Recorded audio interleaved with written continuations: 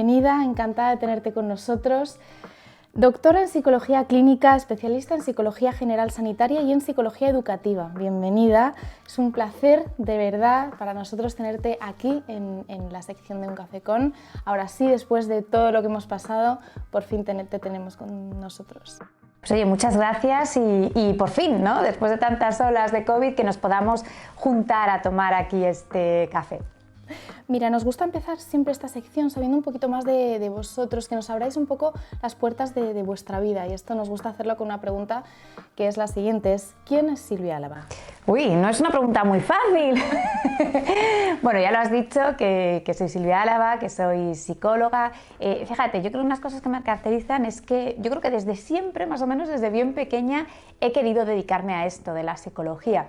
Yo he sido una niña muy nerviosa, muy inquieta. Mis padres estaban un poco diciendo a ver qué hacemos con ella. Así que con 7 años me llevaron al psicólogo para que pudiera gestionar todos mis miedos. Recuerdo que de aquella, la técnica que recuerdo que aprendí, que me ha ayudado muchísimo y que yo la practico mucho y que también se la enseño mucho a los pacientes, es la respiración diafragmática, ¿no? Cuando tenía ahí un poco ese estado de nervios ahí que tenía, y lo recuerdo con mucho cariño. Y luego con 14 años tuve un brote muy fuerte de dermatitis atópica, estuve en un ensayo clínico en el hospital, bueno, era tal que a mis padres les pidieron permiso para hacerme fotos para los manuales, para los libros, para participar en el estudio, y ahí volví otra vez al psicólogo. En este caso eran unos talleres para gestionar ahí la ansiedad, y ahí es cuando dije, pero esto es una profesión, ¿no? Esto es lo que realmente se puede estudiar, se puede hacer, y dije, pues yo creo que me voy a dedicar a esto, ¿no? Yo quiero ayudar a los demás, pero además hacerlo bien, ¿no? Desde cómo funciona el cerebro, esa perspectiva ahí científica.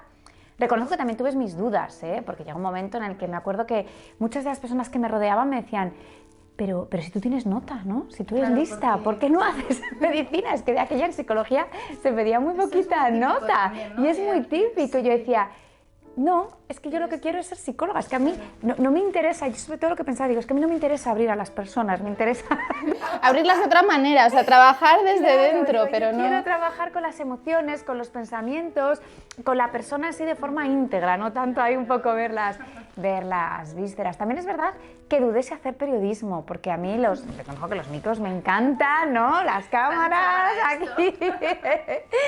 Y bueno, por eso yo creo que me dedico gran parte a la divulgación, aunque yo soy psicóloga sanitaria, trabajo en un centro de psicología en Álava Reyes, doy clase en la universidad, pues también me gusta mucho la divulgación, y en cuanto tengo oportunidad, pues vengo, ¿no? Y me decís, ¿un café? Pues encantada, allí me planto, o sea que bueno, pues un poco. Que tienes un poquito ahí raíz de periodista también y de divulgadora. Entonces, mira Silvia, venimos observando a raíz de la pandemia que se han incrementado y se ha elevado los índices de suicidio y autolesiones que se reflejan en los recientes estudios, y sobre todo en la etapa de la adolescencia. ¿Podrías contarnos cuáles son los motivos principales hoy en día por los que acuden los y las adolescentes a consulta, marcados fuertemente precisamente por una época de arrastre, de pandemia y sobre todo de incertidumbre? Bueno, tenemos que ver que las consultas de psicología se han incrementado en todas las edades. Esta pandemia nos ha pasado secuelas a nivel de salud mental a todos, desde los niños más pequeñitos, los adolescentes y los adultos. Todos nos ha pasado secuelas, pero quizás en la adolescencia ha sido una edad en la que ha hecho, ¿no?, especial mella. O sea, fíjate que hay estudios por ahí que dicen que es que se ha incrementado en un 250% los problemas de salud mental en la adolescencia. ¿Qué es lo que ha ocurrido? Que los adolescentes les ha pillado en una edad especialmente mala. Ya tenemos ahí un poco la adolescencia con esos cambios que sabemos que hay a nivel hormonal, a nivel físico, a nivel psicológico, incluso a nivel cerebral. ¿Qué es lo que ocurre? Que los adolescentes todavía esas estrategias de regulación emocional no las tienen correctamente adquiridas, todavía no las conocen, no es como los adultos, que no todos los adultos las saben, porque no siempre nos las han enseñado, pero les ha pillado en un momento en el que no tienen esas estrategias de regulación emocional ahí bien adquiridas, y en las que ya esa corregulación en la que son los papás los que regulan a los niños tampoco les ha servido de tanto. ¿Por qué? Porque es muy diferente corregular a un niño que corregular a un adolescente. El adolescente necesita que sus padres estén, pero necesita que estén de otra forma, todavía no les escucha tanto como cuando era un niño pequeño. Y además, una parte fundamental en la adolescencia es construir esa personalidad, y esa personalidad se construye a través de la identidad del grupo. Para un adolescente, eso que se ponen de repente como muy tremendos y muy trágicos porque se enteran que el grupo ha quedado, ¿no? Que lo ven por las redes sociales y que no están ellos y se sienten fatal, es que realmente a nivel neurobiológico es como si se activa en el cerebro la misma zona que cuando estamos amenazados. Entonces, fíjate la importancia que tiene el grupo para ellos. Les hemos tenido, primero sin salir de casa, luego con esas restricciones, el curso pasado, lo de las clases online, que era una semana en clase, otra en el colegio o en el instituto, o unas horas en clase, otras horas en casa, el ver solamente un mitad del grupo de amigos, el otro no, si no te había tocado dentro de tu burbuja, el grupo era bastante complicado. Todo eso ha pasado muchísima factura en personas que están por formar y esas estrategias que ellos tenían para poder formarse, pues ¿qué es lo que pasa? Que no han podido hacerlo y todo eso ha pasado mucha factura y por eso vemos pues, que se ha incrementado muchísimo, sobre todo pues, trastornos de la conducta alimentaria, mucho las ideas autolíticas, o sea, esa ideación suicida, muchos los temas de autolesiones. Tenemos que ayudarlos y aquí es un trabajo en equipo, ¿eh? Los papás, las mamás, aquellos que nos vean, todavía podemos hacer mucho con esos adolescentes y ellos necesitan, entonces los padres también tienen que involucrarse en la terapia. Precisamente de los padres íbamos a hablar ahora porque ¿cómo los padres y madres pueden gestionar mejor desde casa toda esta situación? ¿Qué les recomendarías? Bueno, pues se pueden hacer muchísimas cosas, pero hay que empezar siempre por generar un clima de confianza, ¿no? Hay veces que decimos, es que quiero que mi hijo me cuente, que mi hija me cuente, más cuando llega la adolescencia, que ya consideramos que es la edad peligrosa, entre comillas, porque ya se pueden meter en más follones, ¿vale? Pero ¿cómo te va a contar si tú no has generado ese clima de confianza? Si no hemos generado un clima donde me puedas hablar de tus emociones, de cómo te estás sintiendo, si yo no estoy validando también esas emociones. Seguro que hay muchos padres y madres que cuando nos vean nos dicen, pero ¿tú sabes cómo tengo yo la agenda? Como para que ahora me metas, ¿no? Ahora venga, que vamos a hacer 1 hora al día de clima de confianza. No se trata de meter más cosas en una agenda que ya está tremendamente ajustada, sino el generar pequeños espacios. Pues, por ejemplo, un espacio que puede ser muy enriquecedor para hacer esto es el espacio de la cena. ¿No? Vamos a cenar todos juntos. Y a cenar todos juntos, pero sin elementos distractores, sin pantallas que nos puedan ahí un poco hacer que cambiemos la mirada y despistar. Y vamos a hablar de lo que nos pasa en el día a día.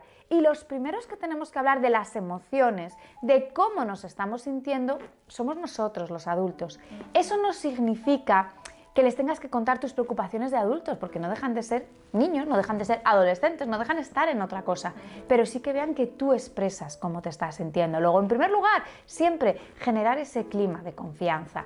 Y en segundo lugar, una vez que ya hemos generado ese clima de confianza y que nos están contando cómo se sienten, es muy importante validar las emociones. Porque parece que cuando los psicólogos lo decimos, no, es claro, sí, por supuesto que lo hacemos. Pero luego es, ay, no te enfades. Pero ¿cómo te vas a enfadar? Si eso es una tontería. Pero no llores, ¿no? Ya te intento yo intentar ahí un poco contentar para que realmente no llores. No, se trata de decir, entiendo que estás enfadado. Entiendo que estás nervioso, que estás frustrado, que estás así, o sea, vamos validando esas emociones. Hay una parte que es fundamental cuando estamos hablando de niños y de adolescentes, y es que todavía esas estrategias de regulación emocional no las tienen del todo adquiridas. Tenemos que pensar que la zona del cerebro, que esa red de control ejecutivo, que es la que es capaz de controlar, de regular las emociones, empieza a madurar en torno a los 3-4 años. Y no termina de madurar, según los últimos estudios, antes nos decían 25 años, ya vamos por 28. Entonces, ¿qué pasa? Que necesitan de sus adultos de referencia, que principalmente es papá, es mamá, también son los profesores, también tienen ahí una labor importante, que les ayuden a corregular las emociones. ¿Eso qué significa? Que cuando te pasa algo, yo hablo contigo y te digo, anda, mira, yo creo que lo que te ha pasado es esto, y digo el nombre de la emoción, que estabas enfadado. Y después digo trabajo la comprensión emocional, es decir, el entender tu emoción. Estabas enfadado porque no quisiste recoger los juguetes cuando nos teníamos que ir a duchar porque te apetecía seguir jugando. Luego ya te estoy diciendo nombre de emoción y la causa, esa comprensión emocional. Y luego ya te ofrezco una pequeña estrategia de regulación emocional. Oye, pero ¿qué te parece si, claro, tú lo que has hecho es tirar los juguetes y además me has pegado, ¿no? En el caso de un niño más pequeño, me has contestado mal. ¿Qué te parece si para otra vez yo te aviso cuando te queden 5 minutitos? Oye, en 5 minutos tenemos que recoger los juguetes. Y además tú los recoges rápidos o los recogemos entre los dos para que luego nos dé tiempo a, en la la ducha o en el baño poder jugar o hacer otra cosa. O sea, se trata en todo momento de ir trabajando esa corregulación emocional, explicándoles el mundo en un lenguaje adecuado a ellos y explicándoles también cómo se sienten, porque tendemos a preguntarles mucho, ¿pero cómo estás? ¿Pero qué te pasa? Y ese niño, esa niña, ese adolescente se queda como mirando, como diciendo, pero que tú eres el adulto, que tú me lo tienes que explicar a mí, no te lo tengo que explicar yo a ti porque todavía no tengo ese metaconocimiento, ¿no?, adquirido. Silvia, eres experta con un gran reconocimiento a nivel nacional dentro de lo que es la inteligencia emocional y especialista en psicología educativa. Y nos gustaría saber, como profesional, desde tu experiencia, ¿qué consideras que falta a nivel educativo que se pueda introducir en los centros relacionados con la psicología emocional? ¿Cómo se puede ir más allá? ¿Cómo se puede dar un pasito más?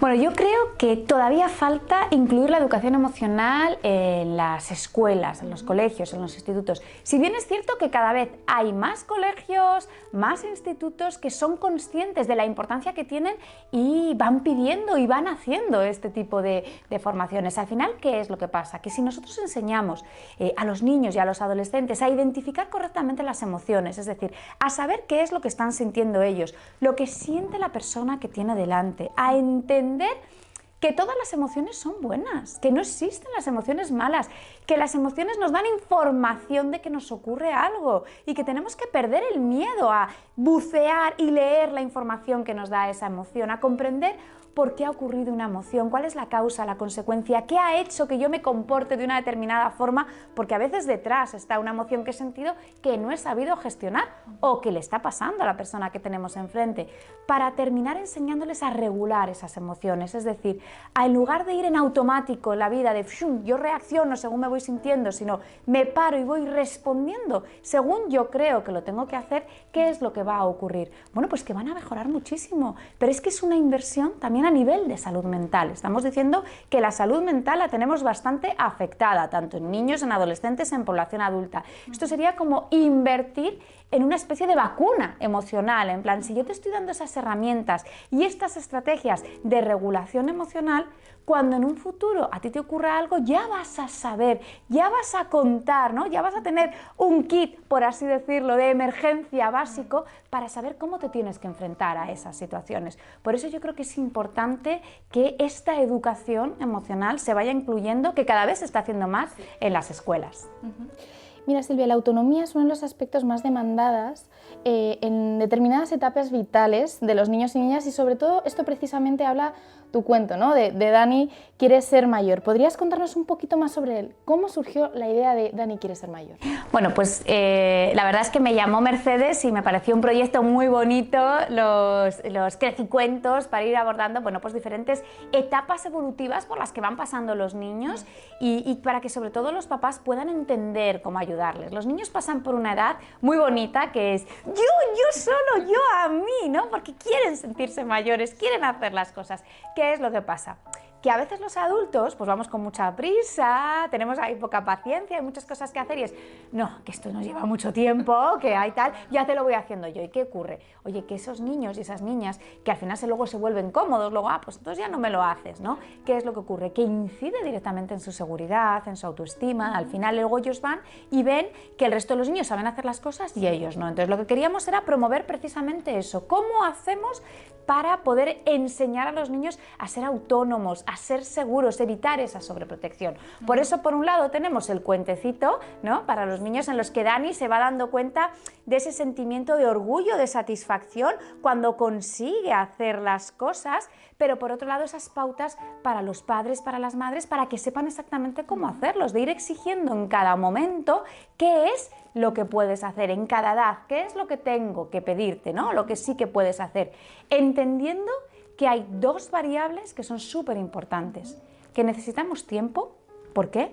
Porque los niños cuando están aprendiendo se equivocan, a veces les sale bien, a veces les sale mal. Si vamos sin tiempo, ¿qué es lo que ocurre? Estamos aprendiendo a desayunar solos por la mañana, se cae la leche, ¡ah! ¡Dramón, se ha caído la leche, hay que recogerla todos deprisa!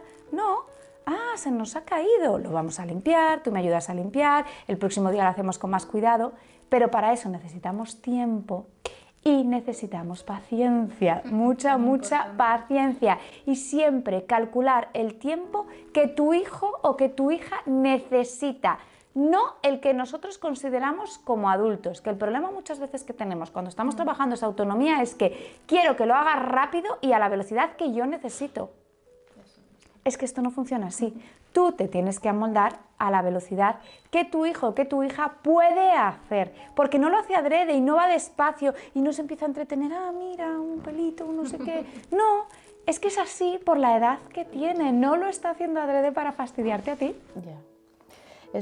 Tienen que ir al compás, ¿no? O sea, tiene que ir... Y ya para finalizar, Silvia, ¿podrías contarnos alguna anécdota significativa que te haya marcado a lo largo de tus años, de tu trayectoria profesional y realmente te lleves para el recuerdo? Mira, yo creo que son muchas, ¿no? Pero yo creo que lo que más me gusta de mi profesión, o esos momentos que digo, wow, ¿no? O sea, realmente he elegido la profesión ahí correcta. Yo te aseguro que si volviera a tener 17 años, volvería otra vez a estudiar psicología.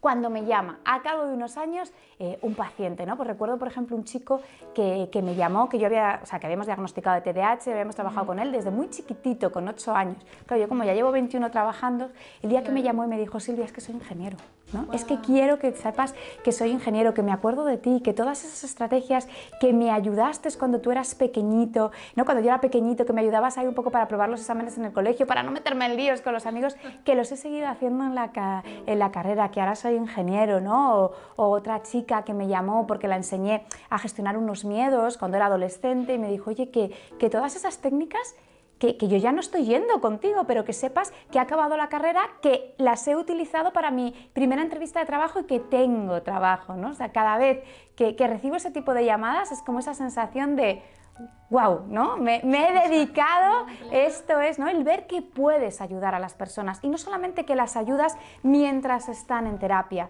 sino que ese tipo de aprendizajes se los llevan a lo largo de su vida y les están sirviendo. Yo creo que eso es de los momentos, ¿no? Como aquel anuncio que había de los de que el dinero no puede pagar. Ya, qué bueno, además que les dejes ahí una huella, que les hayas marcado a lo largo de su vida, eso es precioso. Y ahora sí, Silvia, ha llegado el turno de las preguntas que nos van a ayudar, ahora sí que sí, a ahondar un poquito más en tu vida, a conocerte un poquito mejor. Son breves, rápidas y concisas. Conocemos a la Silvia que trabaja y participa activamente con medios de comunicación, aportando pues, una visión de la psicología muy rigurosa y profesional, pero ahora es el momento de ahondar. Ahora sí, de ahondar más en la Silvia Álava de verdad y de puertas para adentro. Así que vamos con ello. La pregunta número 1, ¿cómo te definirías en 3 palabras? 3 palabras. Pues a ver, te podría decir que yo creo que soy una persona perseverante, ¿no? Los que no son psicólogos me dirían más bien cabezota, ¿vale? Soy bastante enérgica, ¿no? Tengo ahí mucha energía y sensible. ¿Podrías decirnos una cosa que cambiarías ahora mismo en la actualidad? Pues en el momento en el que estamos, yo creo que desaparezca ya de una vez por todas el COVID y la guerra, ¿no? Estamos viviendo una situación especialmente ahí complicada y yo creo que aunque son respuestas que suenan así, es que es lo que necesitamos en estos momentos. Silvia, ¿un sueño que tengas por cumplir? Pues no sé, yo creo que tengo que aprender a disfrutar más del momento, a pararme, a ir más calmada, que a veces es verdad que voy corriendo de un sitio a otro y yo creo que mi meta pendiente, mis sueños, venga, vamos a ir más calmada y disfrutando más de cada uno de los procesos, ¿no? Qué bien. Y luego, ¿cuál es tu película favorita? Nos gustaría saberlo. Pues mira, yo soy muy fan de Star Wars. Recuerdo que cuando tenía 5 años mis padres compraron un vídeo, un VHS, que tenía un mando a distancia que era con un cable. Y el día que compraron ese vídeo, alquilaron la película de Star Wars. Y yo recuerdo de esa primera visión, solamente recuerdo a R2D2 y a C3PO ahí, en plan, ahí por las naves y demás. Te guardo un recuerdo muy, muy grato y la verdad es que soy muy, muy fan. De hecho, en mi casa hay un cartel cuando entras que pone Home Freak Home, con un R2D2 ahí bordadito. Es el primer alquiler. ¿Cuál es, si nos podrías decir, un lugar donde te gustaría vivir, aparte de donde vives ahora, que seguramente que estás muy feliz, algún lugar donde te gustaría refugiarte? Bueno, yo soy de Valladolid, llevo ya muchos años viviendo en Madrid. Fíjate, mis padres tienen una casita en Valladolid, en una urbanización que se llama El Montico, en Tordesillas, y bueno, ahí hay unos paseos que hay por la orilla del río Duero con un embarcadero, y la verdad es que es un sitio que me transmite especialmente de calma, paz y tranquilidad, ¿no? Sé que es difícil poder vivir ahí y fantaseo muchísimo con la idea de poder vivir en un sitio donde me pueda levantar por las mañanas y ver el mar, ¿no? Y escribir, ¿no? Mi sueño es escribir, ¿no? En una terraza o en un porche mirando el mar. Eso sería un sueño, ¿no? Por realidad. Que compartimos ese mismo sueño, el poder escribir, el leer, el salir a una terraza y ver el mar. ¡Wow! Un recuerdo personal, Silvia, que te guardes para siempre, que digas, eso no lo voy a olvidar nunca. Pues no sé, son muchos, pero quizás, fíjate, recuerdo mucho las tardes con mis abuelos en el Pinar de Antequera, donde buscábamos piñones y luego mi abuela hacía un flan con esos piñones. Y luego recuerdo especialmente con mi otro abuelo, un día que fuimos a tomar en una terraza, se llamaba Dallas, que ya está cerrado desde hace un montón de años, a tomar un batido, y era un batido de estos que tenía la nata por encima y demás. Y empezó a caer un tormentón impresionante. Todo el mundo salió corriendo a la terraza y nosotros nos quedamos allí, porque éramos unos valientes. Porque según mi abuelo decía, disfruta de la lluvia no mata, disfrútalo, nosotros somos valientes, nosotros hemos estado en una guerra, claro, mi abuelo era aquella generación. Y yo veía cómo el batido se iba destrozando, porque caían unos goterones así de gordos, el batido destrozado. Pero volvimos a casa, mi hermano y yo, súper calaos, pero muy orgullosos. Madre, ¿pero qué ha pasado hoy? Es que hemos sido unos valientes, porque el resto no ha estado en la guerra. Y la lluvia hay que disfrutarla, mamá. Y mi madre diciendo, Dios mío, menuda historia, pero me recuerdo aquello de disfrutando ahí debajo de la lluvia. Qué bueno. Y ya, mira, Silvia, por último, si pudieras pedir un deseo a la vida, ¿cuál sería?